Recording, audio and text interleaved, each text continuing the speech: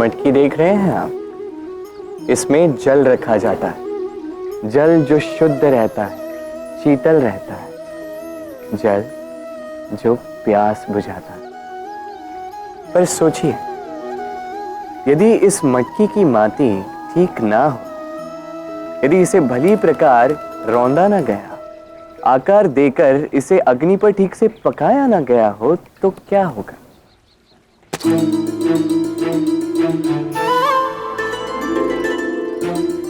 यही मन के साथ भी होता है,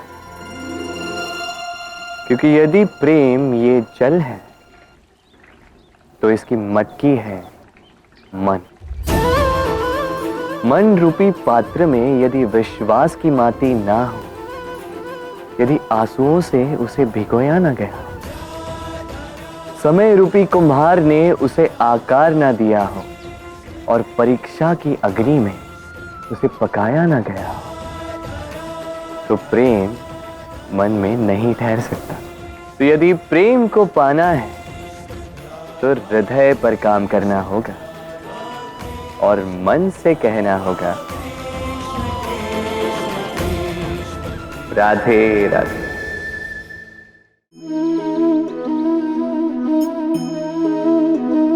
मेरे आसपास ये वृक्ष, ये पौधे, ये पुष्प देख रहे हैं आप? है ना सुंदर? क्योंकि आपने इन्हें देखा है। इसी प्रकार जब प्रेम की बात आती है, लोग किसी का मुख स्मरण कर लेते हैं। ऐसी आंखें, वैसी मुस्कान, तिरछी भ्रूकुटी, घने केश, पर क्या यही प्रेम का अस्तित्व है? नहीं, ये उस शरीर का अस्तित्व है जिसे हमारी आंखों ने देखा और हमने स्वीकार कर लिया। परंतु प्रेम भिन्न है। प्रेम उस वायु की भांति है जो हमें दिखाई नहीं देता, किंतु वही हमें जीवन देता है। संसार किसी स्त्री को कुरूप कह सकता है, क्योंकि वो उसे अपनी तन की आंखों से देखता है, परंतु संतान उसी माता को संसार में सबसे सुंदर समझती, क्योंकि वो भाव से जुड़े। तन की आंखों से देखोगे तो वैसे भी पहचान नहीं पाओगे, जैसे राधा मुझे पहचान नहीं पाई। इसलिए यदि प्रेम को समझना है, तो मन की आंखें खोलो और प्रेम से कहो, राधे राधे।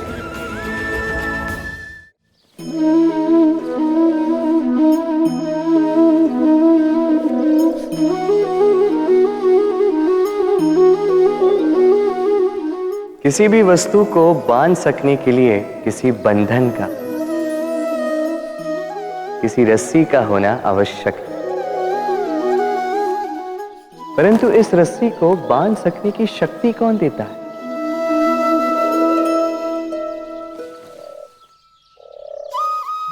वो धागे जिनसे जुटकर ये रस्सी बनी।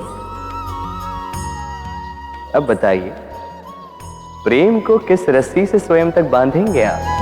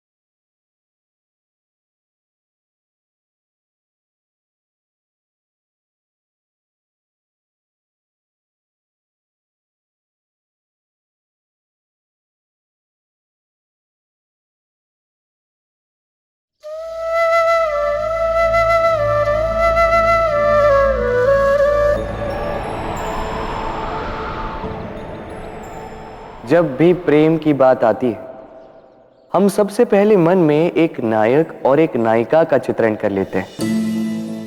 क्यों? आपके साथ भी यही होता है ना? पर क्या प्रेम केवल नायक नायिका के आकर्षण का बंधन है? नहीं, प्रेम तो परिवार से हो सकता है, माता पिता भाई बहन से हो सकता है, सखा मित्रों से हो सकता है, देश और जन्मभूमि के लिए हो सकता है, मानवता के लिए हो सकता है, किसी कला के लिए हो सकता है, इस प्रकृति के लिए हो सकता है।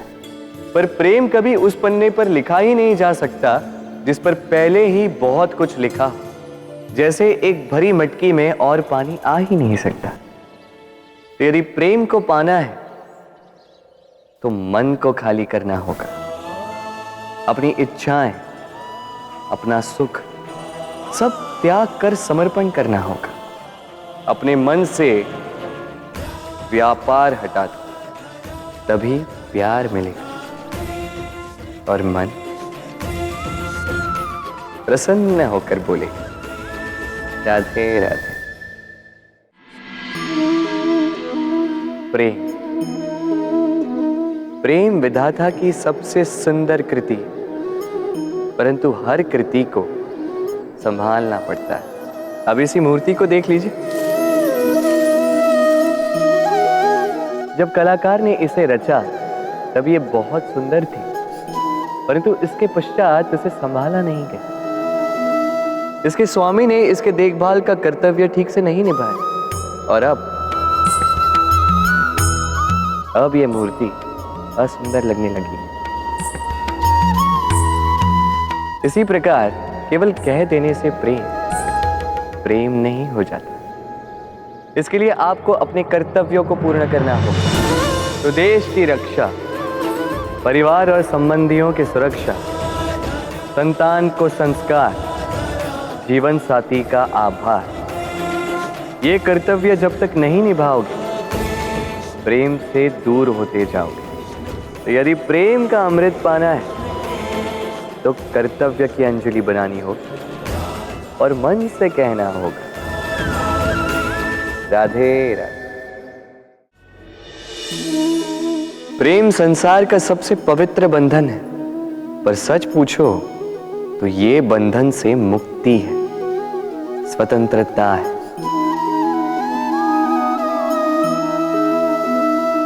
नहीं समझे? समझाता हूं। यदि कोई आपका प्रेम ठुकरा दे, यदि कोई आपका प्रेम समझ ही ना पाए, तो क्या होगा? कुछ उदास हो जाएंगे, कुछ छल करके प्रेम पाना चाहेंगे, तो कुछ बलपूर्वक प्रेम पर अधिकार करना चाहेंगे। किंतु यह आवश्यक नहीं कि जिससे आप प्रेम करते हो उसे भी आपसे प्रेम, क्योंकि प्रेम कोई वस्तु नहीं है, न राज्य है न धन जिसे आप बल से अपने वश में कर सको। प्रेम वो शक्ति है जो आपके लिए हर बंधन तोड़ सकती है, किंतु स्वयं किसी बंधन में नहीं फंसती। तो जिससे भी आप प्रेम करते हो उसे स्वतंत्र छोड़ दीजिए, क्योंकि स्वतंत्रता ही वो भाव है जो जीव को सबसे अधिक प्रिय है। प्रेम सच्चा होगा तो उसे अवश्य समझ में आए। तब तक के लिए निस्वार्थ भाव से प्रेम कीजिए। स्वार्थ हट जाएगा तो प्रेम आ ही जाएगा और मन प्रसन्न होकर बोलेगा, राधे राधे।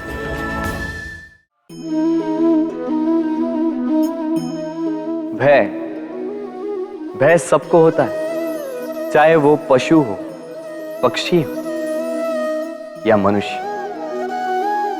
वास्तविकता में मनुष्य भय को अपने साथ लेके ही जन्म लेता है। तो इस भय से भय कैसा? यदि भय बुरा भाव होता तो क्या इसे हम अपने साथ लेके जन्म लेते हैं? वास्तविकता में भय हमें आगे बढ़ने के लिए प्रेरित करता है। अब देखिए, जीवन जाने का भय आपसे स्वयं की सुरक्षा करवाने का प्रयास करता है। अपमान का भय सदाचार की ओर बढ़ाता है।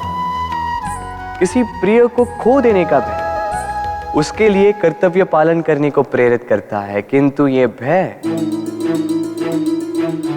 भय बुरा तब हो जाता है जब आप इसे अपने ऊपर हावी हो जाने देते हैं, इसके लिए कुछ प्रयास नहीं कर पाते। इसलिए यदि इस भय को उपयोग में लाना है, आपको स्वयं इस भय के ऊपर हावी हो जाना होगा। तो तोड़ दीजिए भय की सीमाएं। अपनी आत्मा को छोड़ के किसी और के समक्ष सर मत झुकाइए और स्मरण रखिए, जब अंधकार से डरना छोड़ दोगे तभी दीपक बनकर प्रकाश दे पाओगे। राधे राधे।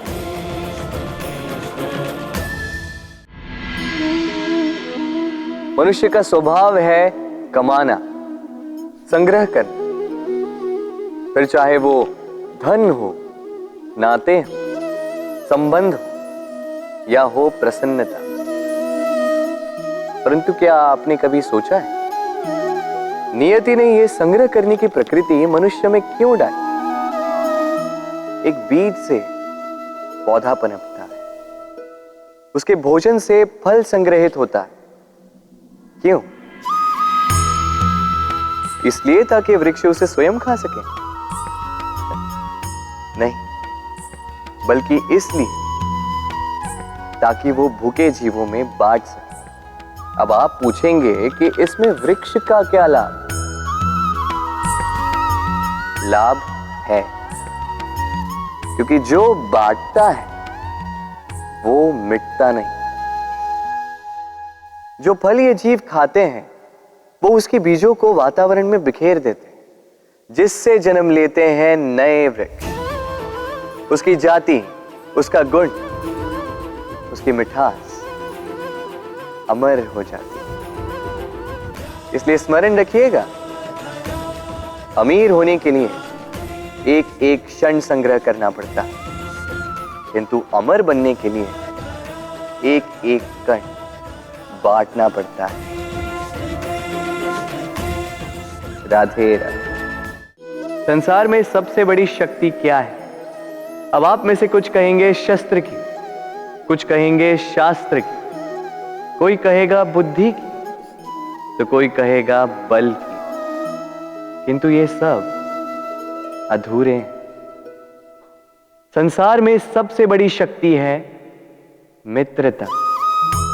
यदि सच्ची मित्रता प्राप्त हो जाए तो वही सबसे बड़ा धन है। जब आप कठिनाइयों में होंगे तो मित्रता शस्त्र बनकर सहायता करेगी। मार्ग भटक जाओगे तो मित्रता शास्त्र बनकर आपको राह दिखाए। षड्यंत्र में फंस जाओगे तो बुद्धि बनकर बाहर निकालेगी। अकेले हो जाओगे तो ममता बनकर साथ निभाएगी। तो यदि इस संसार में कुछ कमाना है तो धन नहीं, मित्रता कमाओ। और स्मरण रखिएगा,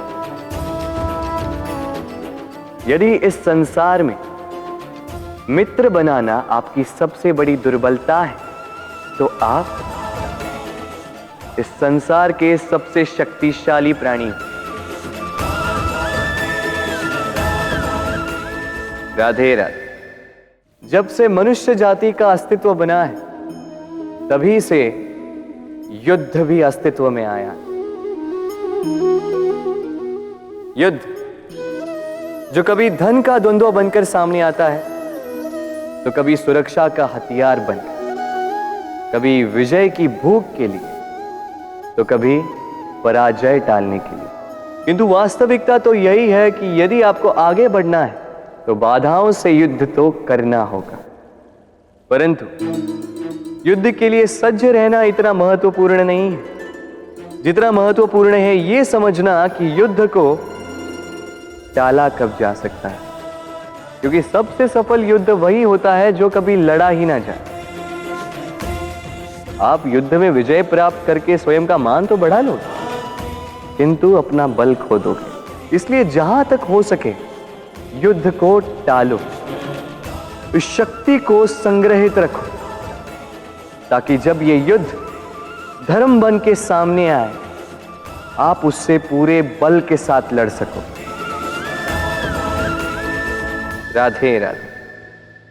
मन बड़ी ही विचित्र कृति है ये मन। शरीर के किस अंग में बसता है कोई नहीं जानता, किंतु संपूर्ण शरीर इस मन की इच्छा साकार करने के लिए प्रयास करता रहता है। अब यदि मन कुछ खाने का करे तो व्यक्ति उसकी वनो उपवनों की इच्छा साकार करने का माध्यम ढूंढता रहता है। अब यदि मन किसी को शत्रु समझ ले तो व्यक्ति उसे नष्ट करने का हर संभव प्रयास करता है। अब यदि मन किसी से प्रेम करे तो उसकी प्रसन्नता के लिए हर सीमा लांघने के लिए सज्ज रहता है। परंतु जीवन सुखद हो इसके लिए आवश्यक है कि मन खाली हो। इस बांसुरी की भांति भीतर कुछ भी नहीं, न राग है न द्वेष, तब भी तार छेड़ने पर स्वर निकलता है। इसी प्रकार मन को भी भावनाओं से मुक्त रखना आवश्यक है। स्मरण रखिए, मन में कुछ भर के जियोगे तो मन भर के जी नहीं पाओगे। राधे राधे।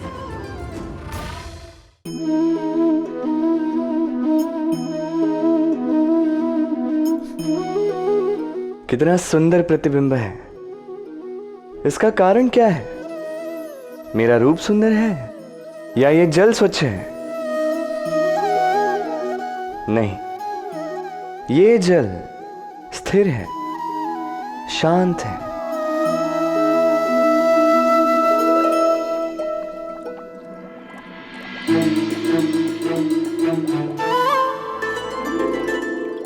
अंतर देख रहे हैं आप? वही जल है, वही रूप है, किंतु ये स्थिर नहीं है, शांत नहीं है, और इसी कारण मैं अपना प्रतिबिंब इसमें नहीं देख पा रहा हूं। क्रोध के साथ भी यही होता है। यदि आप स्थिर हैं, शांत हैं, तो आप आपकी आत्मा को देख, सुन और समझ पाओगे, किंतु क्रोध इस आत्मा की पुकार को पी जाता है। इसलिए अपने क्रोध पर वश रखें। कहीं ऐसा ना हो कि मूर्खता के कारण जन्मा ये क्रोध आपको पश्चाताप के अंत तक ले जाए। राधे राधे।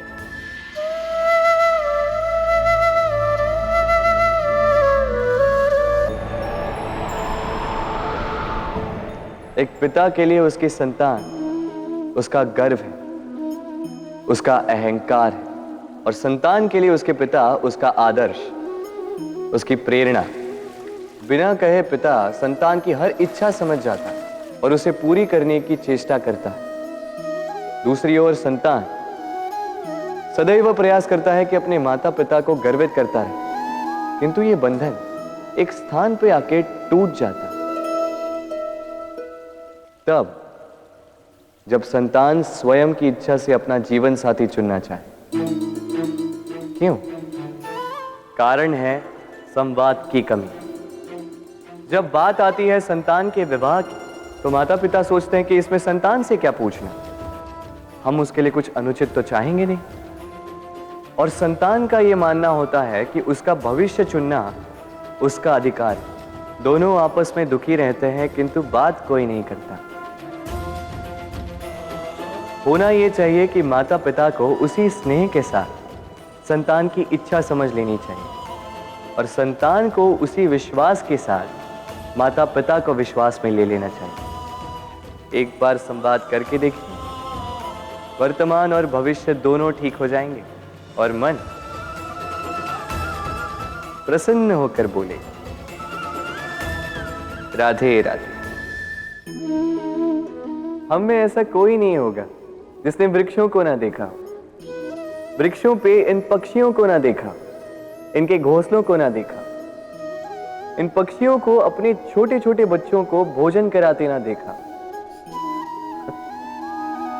संसार का सबसे ममत्व वाला दृश्य होता है।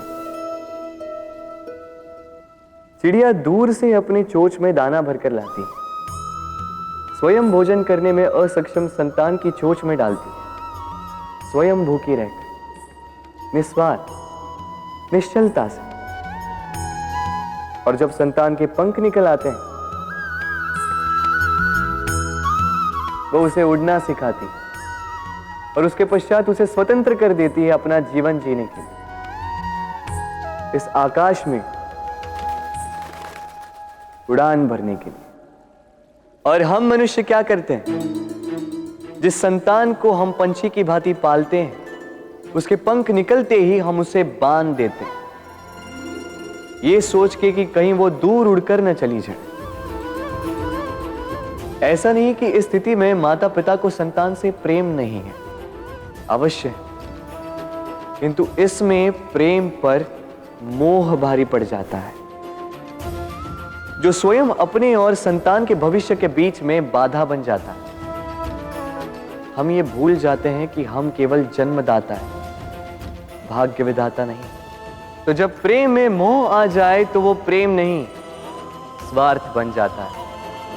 इसलिए प्रेम को पास रखिए और मोह को दूर, क्योंकि जिससे प्रेम करते हैं उसका विकास नहीं रोका करते। राधे राधे। देखिए राधा कृष्ण सोमवार से शनिवार शाम 7:30 बजे स्टार भारत पर।